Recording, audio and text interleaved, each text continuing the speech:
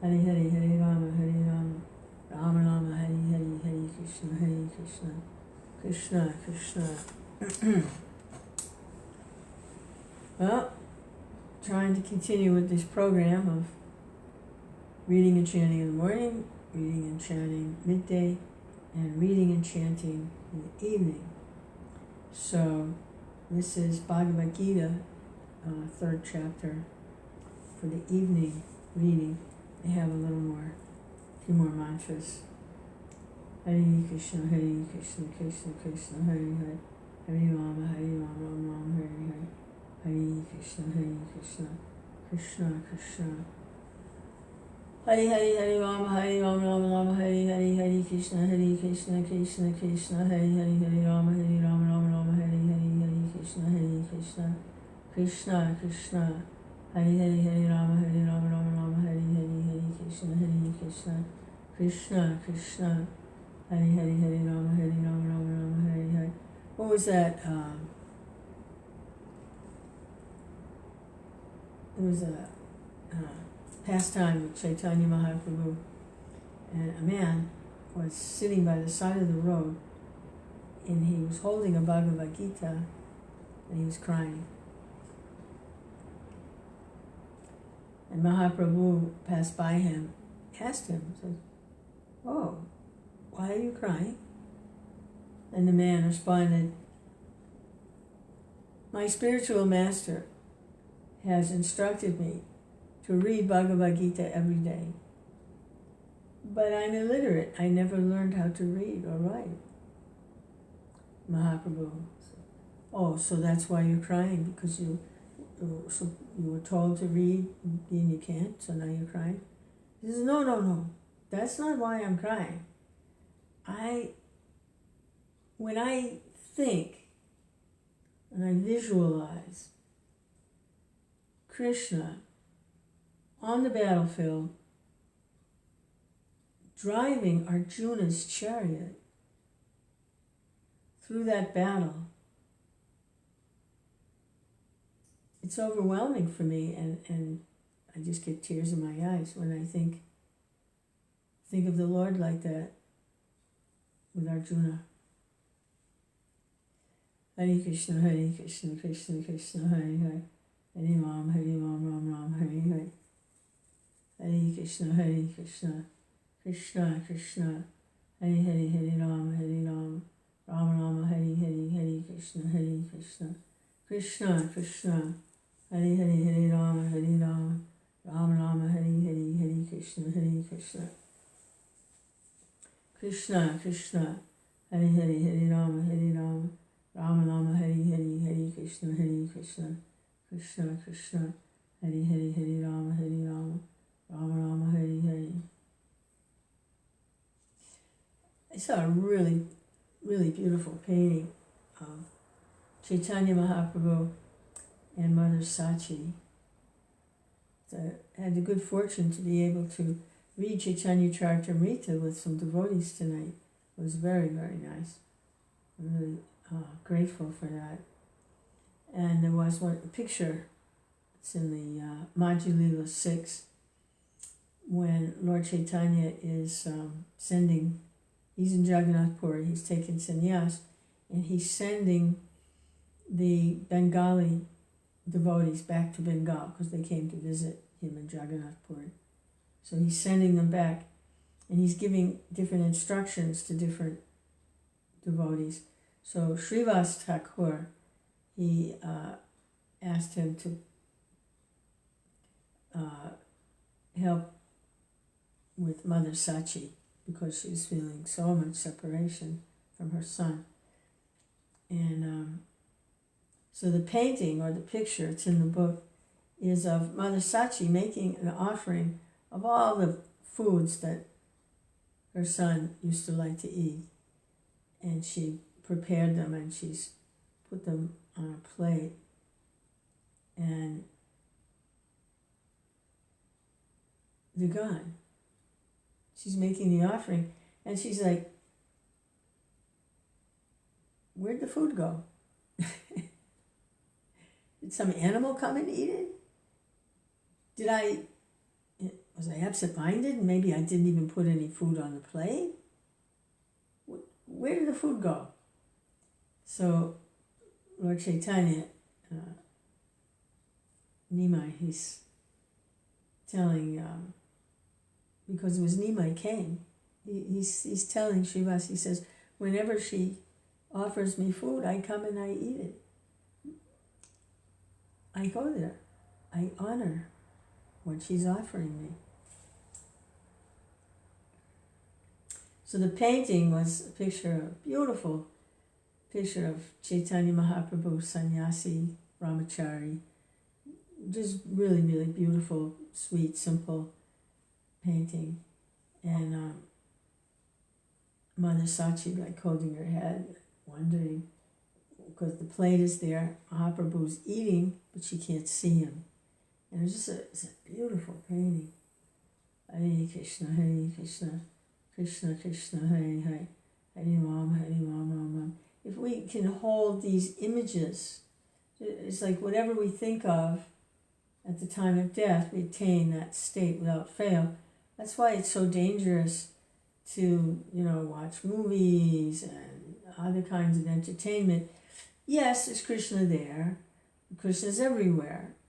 It's all his energy, but it's very indirect.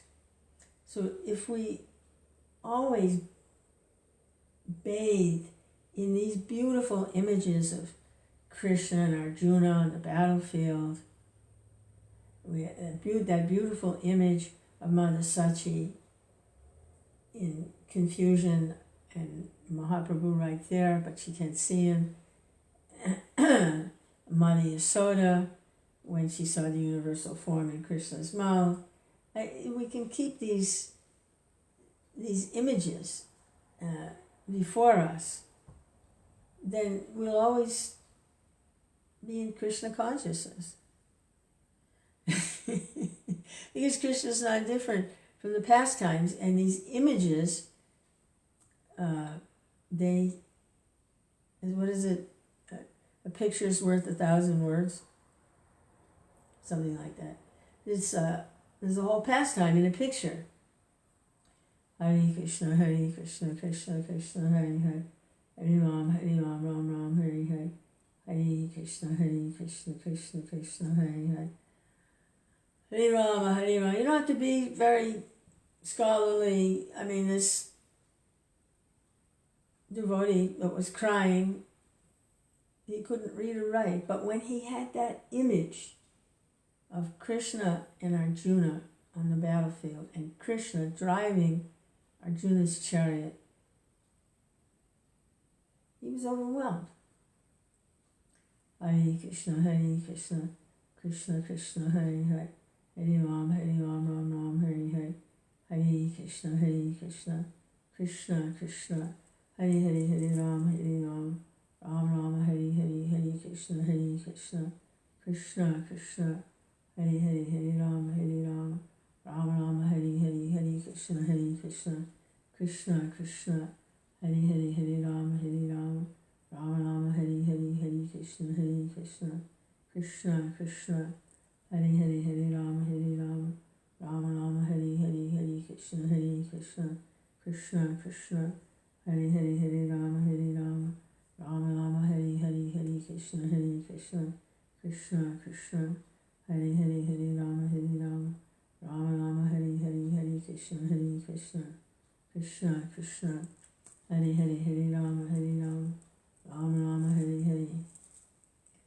Okay, so this is chapter 3, Karma Yoga.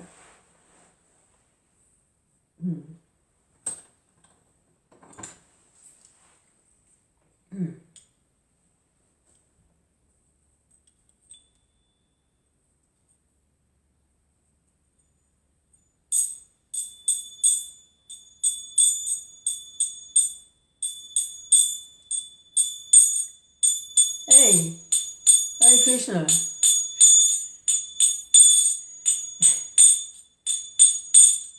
Nama Om Vishnu Padaya Krishna Prastaya Bhutale Srimate Bhakti Vedanta Swami Iti Namine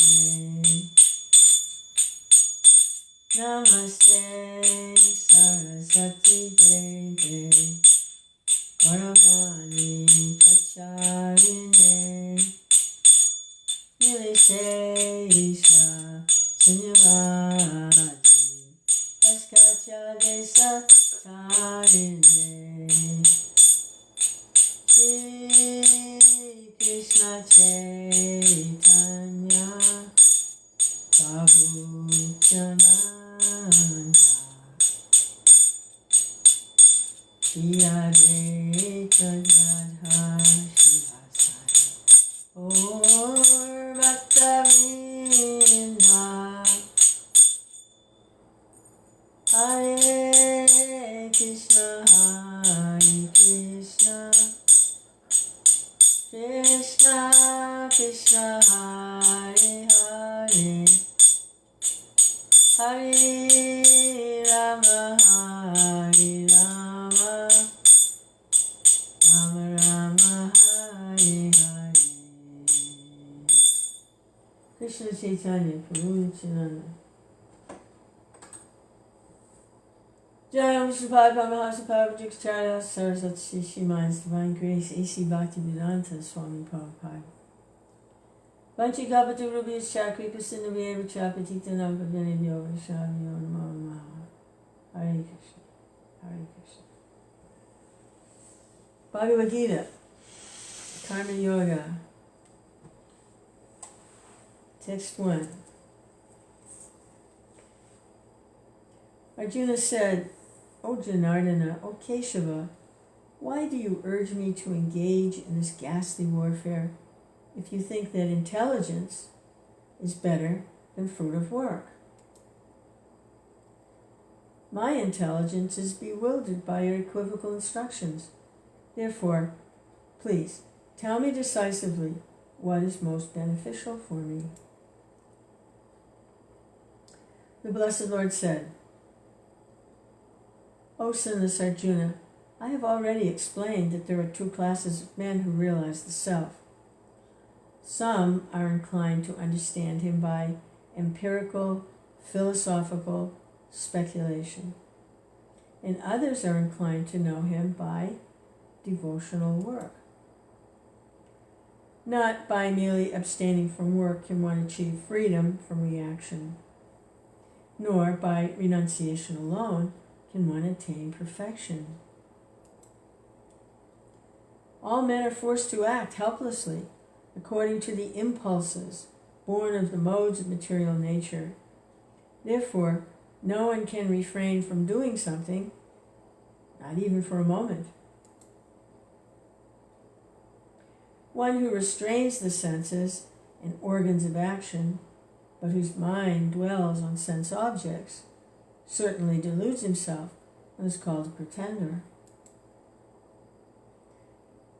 On the other hand, he who controls the senses by the mind and engages his active organs in works of devotion without attachment is by far superior. Perform your prescribed duty. Action is better than inaction. A man cannot even maintain his physical body without work. Work done as a sacrifice for Vishnu has to be performed. Otherwise, work binds one to this material world.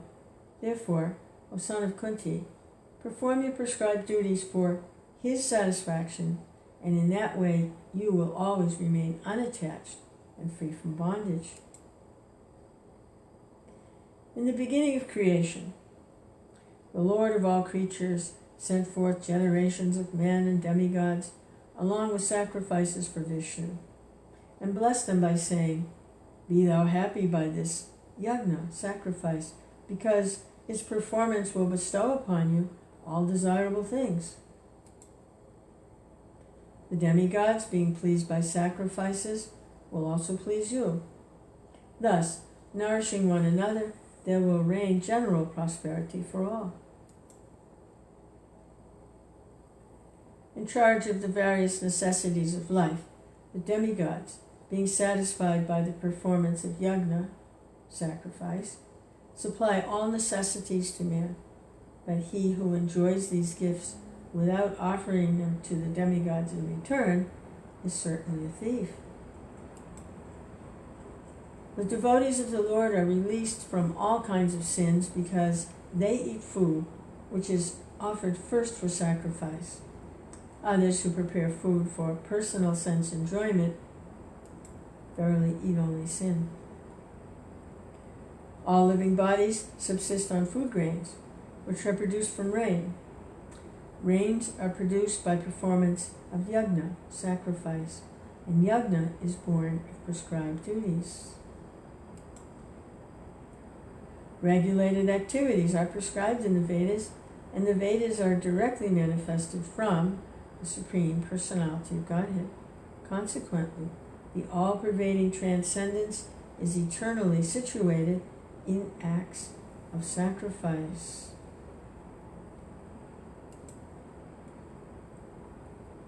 My dear Arjuna, a man who does not follow this prescribed Vedic system of sacrifice certainly leads a life of sin, for a person delighting only in the senses lives in vain. One who is, however, taking pleasure in the self, who is illumined in the self, who rejoices in and is satisfied with the self only, fully satiated, for him there is no duty. A self-realized man has no purpose to fulfill in the discharge of his prescribed duties, nor has he any reason not to perform such work, nor has he any need to depend on any other living being. Therefore, without being attached to the fruits of activities, one should act as a matter of duty, for by working without attachment, one attains the Supreme. Even kings like Janaka and others attain the perfectional stage by performance of prescribed duties. Therefore, just for the sake of educating the people in general, you should perform your work. Whatever action is performed by a great man, common men follow in his footsteps. Whatever standards he sets by exemplary acts, all the world pursues. Son of Pita, there's no work prescribed for me within all the three planetary systems, nor am I in want of anything, nor have I need to obtain anything, and yet I am engaged in work. For if I did not engage in work, O Partha, certainly all men would follow my path. If I should cease to work, then all these worlds would be put to ruination. I would also be the cause of creating unwanted population, and I would thereby destroy the peace of all sentient beings. As the ignorant perform their duties with attachment to results, similarly, the learned may also act, but without attachment, for the sake of leading people on the right path. Let not the wise disrupt the minds of the ignorant who are attached to fruit of action. They should not be encouraged to refrain from work, but to engage in work in the spirit of devotion. The bewildered spirit soul, under the influence of the three modes of material nature, thinks himself to be the doer of activities which are in actuality carried out by nature. One who is in knowledge of the absolute truth, almighty armed, does not engage himself in the senses and sense gratification, knowing well the differences between work in devotion and work for fruitive results. Bewildered by the modes of material nature, the ignorant fully engage themselves in material activities and become attached. But the wise should not unsettle them, although these duties are inferior due to the performer's lack of knowledge. Therefore, Arjuna, surrendering all your works unto me, with mind intent on me, and without desire for gain, and free from egoism and lethargy, fight. One who executes his duties according to my injunctions and who follows this teaching faithfully without envy becomes free from the bondage of fruitive actions. But those who, out of envy, disregard these teachings and do not practice them regularly are to be considered bereft of all knowledge, befooled, and doomed to ignorance and bondage. Even a man of knowledge acts according to his own nature, for everyone follows his nature. What can repression accomplish? Attraction and repulsion for sense objects are felt by embodied beings. But one should not fall under the control of senses and sense objects because they are stumbling blocks on the path of self-realization. It is far better to discharge one's prescribed duties, even though they may be faulty, than another's duties. Destruction in the course of performing one's own duty is better than engaging in another's duties, for to follow another's path is dangerous. Arjuna said, O descendant of Vrishni, by what is one impelled to sinful acts, even unwillingly, as if engaged by force? Blessed Lord said, it is lust only, Arjuna, which is born of contact with the material modes of passion, and later transformed into wrath, and which is the all-devouring, sinful enemy of this world. As fire is covered by smoke, as a mirror is covered by dust, or as the embryo is covered by the womb, similarly, the living entity is covered by different degrees of this lust. Thus, a man's pure consciousness is covered by his eternal enemy in the form of lust, which is never satisfied and which burns like fire. The senses, the mind, and the intelligence are the sitting places of this lust, which veils the real knowledge of living being and bewilders him. Therefore, O Arjuna, best of the Bhartas, in the very beginning, curb this great symbol of sin, lust, by regulating the senses, and slay this destroyer of knowledge and self-realization. The working senses are superior to dull matter. Mind is higher than the senses. Intelligence is still higher than the mind, and he, the soul, is even higher than the intelligence. Thus, knowing oneself to be transcendental to material senses, mind, and intelligence, one should control the lower self by the higher self, and thus, by spiritual strength, conquer this insatiable enemy known as lust.